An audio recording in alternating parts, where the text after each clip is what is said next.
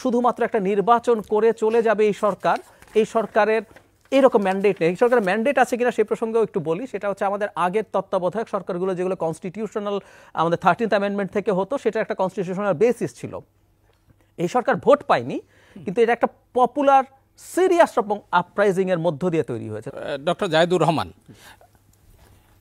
Junaid Psaki কিন্তু বলছিলেন দাবি বাস্তবায়ন করতে গিয়ে প্রধান উপদেষ্টার মানে বাসভবনের সামনে অবস্থান কিংবা উপদেষ্টার কার্যালয় ঘেরাও, এই যে বিষয়গুলো আমরা আসলে এরা দাবি কিছু বাস্তবায়নও করছে, ক্যানভাসটা কি আমরা বড় করে ফেলছি কিনা, অথবা আমরা কি মূল লক্ষ্য থেকে একটু সরে যাচ্ছি, কিংবা আমাদের লক্ষ্যচ্যুতির ক্ষেত্রে এই সব দাবি বাস্তবায়নের যে আন্দোলনগুলো, হ্যাঁ জুনায়েদ সাকি যদিও বলছেন যে তাদেরকে আশ্বস্ত করতে হবে, দাবি মানে জানানোরও একটা প্রক্রিয়া ঠিক করতে হবে, এটা বাসভবনের সামনে অবস্থান নিয়ে কিংবা রাস্তা অবরোধ করে।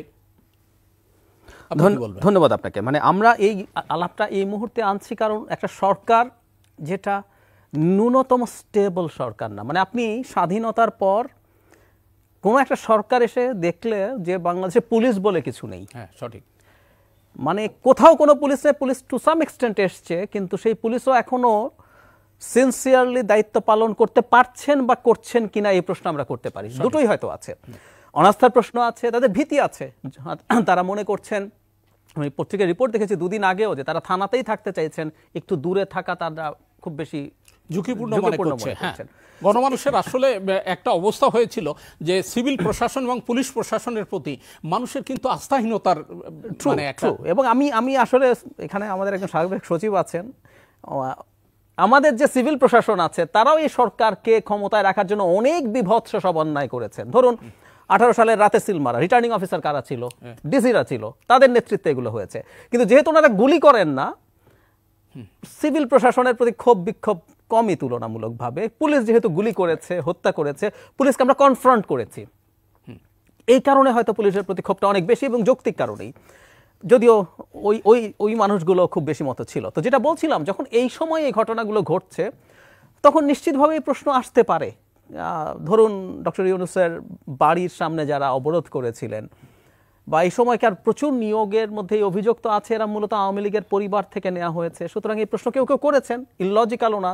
একটা দেশের ট্রাফিক সিস্টেম ঠিকমতো আদৌ দাঁড়ায়নি এখনো, স্টুডেন্টরা তাদের সিনসিয়ারিটি নিয়ে চেষ্টা করেছে, তারপরেও তাদের তো এই টেকনিক্যাল নলেজ নেই।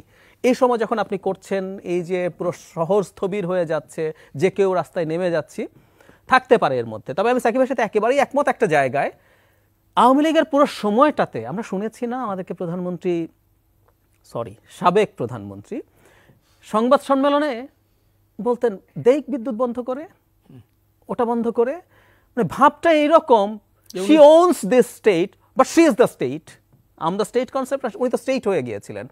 তো উনি এসব করেছেন, ফলে আমাদের যে লিস্ট একটা মানবিক মর্যাদা, আমরা যে একটা সিটিজেন অফ দ্য স্টেট, এই পারসেপশনটা তো ছিল না। আমাদের দয়া করে থাকতে দিয়েছে, এটা আওয়ামী লীগের দেশ, আমাদেরকে এখনো জেলে ঢুকিয়ে ফেলেনি, এখনো আমার ঘরে গিয়ে সব নিয়ে যায়নি, সেই জায়গা থেকে তো আমরা আসলে নাগরিক হয়ে উঠছি।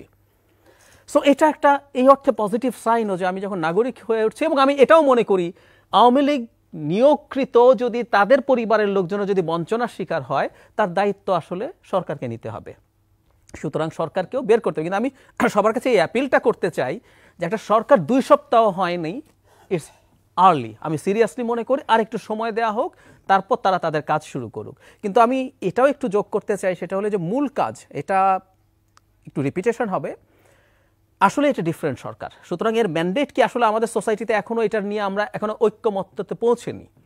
যারা গণ অভ্যুত্থানের নেতৃত্ব দিয়েছেন তাদের একটা গুরুত্বপূর্ণ স্টেক আছে, রাজনৈতিক দলগুলোর আছে, অন্য জনগণও কি চায়। সুতরাং আমাদের ওই যে সেপ্টেম্বরের কথা শুনছি, রাজনৈতিক দল এবং সব কিছু মিলে আমাদের আসলে এই আলোচনা করতে হবে যে এই সরকারকে দিয়ে এই সরকারের কার্যপরিধি কতটুকু হবে সেটা ঠিক করা, এবং সেই কার্যপরিধি যদি আমরা একমত হতে পারি তারপর সেটা করার জন্য কতটা সময় লাগবে সেটা ঠিক করা।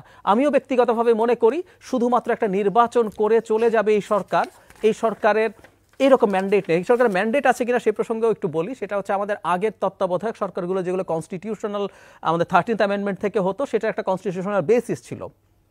এই সরকার ভোট পায়নি, কিন্তু এটা একটা পপুলার সিরিয়াস এবং আপরাইজিং এর মধ্য দিয়ে তৈরি হয়েছে। তো এরও কিন্তু ম্যান্ডেট আছে বলে, জনগণের ম্যান্ডেট আছে বলে আমি মনে করি, বিশ্বাস করি। সুতরাং সেটাও তারা কনসিডার করে তারা যদি বেশ কিছু কাজ করতে চান, বিশেষ করে আমাদের পলিটিক্যাল সরকারগুলো অনেক সময় অনেক সংস্কার করতে চান না, তারা যদি সেরকম কিছু অপ্রিয় সংস্কার করতে চান, আমরা মনে হয় সেটা ভালোই হবে।